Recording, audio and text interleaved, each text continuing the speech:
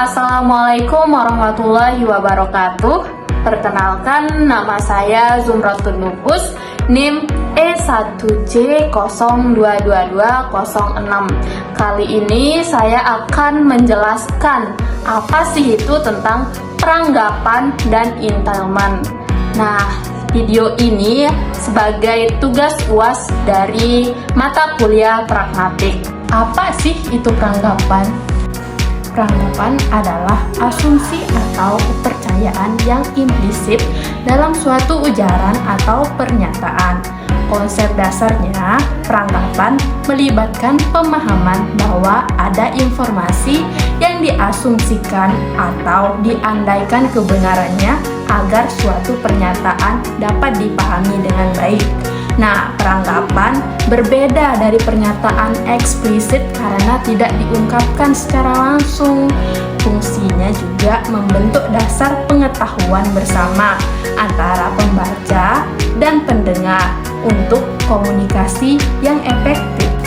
Adapun jenis-jenis peranggapan menurut Yule mengklasifikasikan peranggapan dalam 6 jenis. Yang pertama, preposisi eksistensial, preposisi faktif, preposisi non-faktif, preposisi leksikal, preposisi struktural, dan preposisi konteks faktual.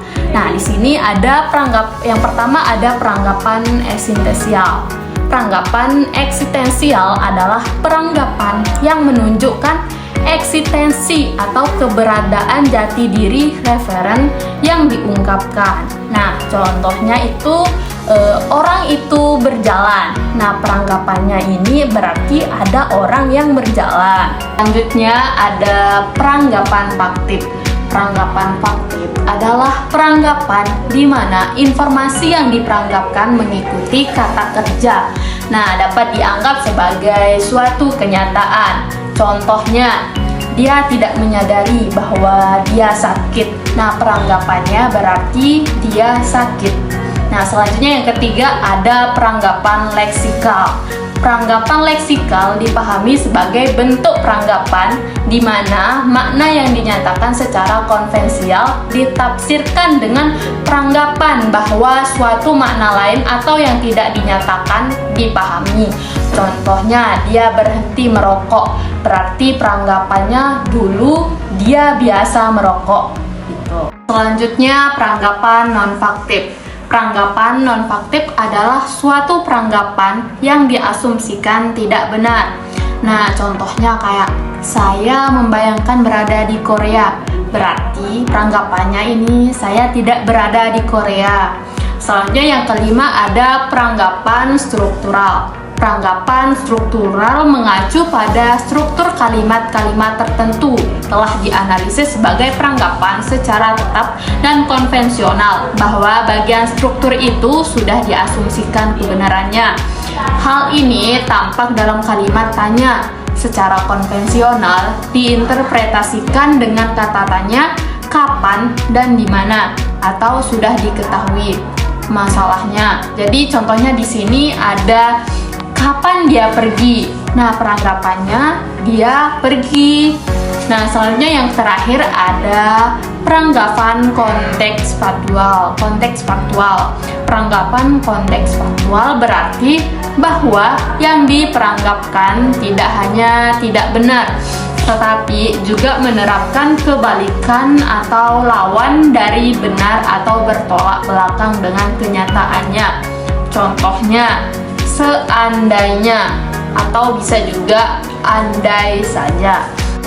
Selanjutnya ada entailment.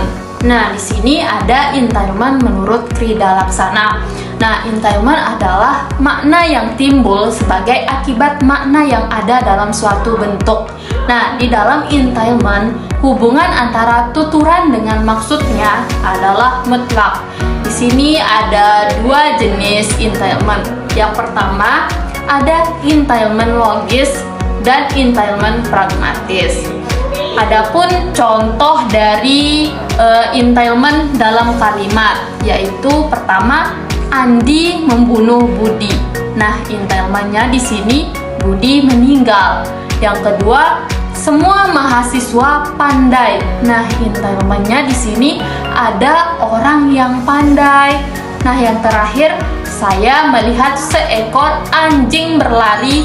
Nah, berarti entitlement-nya adalah ada seekor anjing. Baik, itu saja yang dapat saya sampaikan. Kurang dan lebihnya mohon maaf. Wassalamualaikum warahmatullahi wabarakatuh.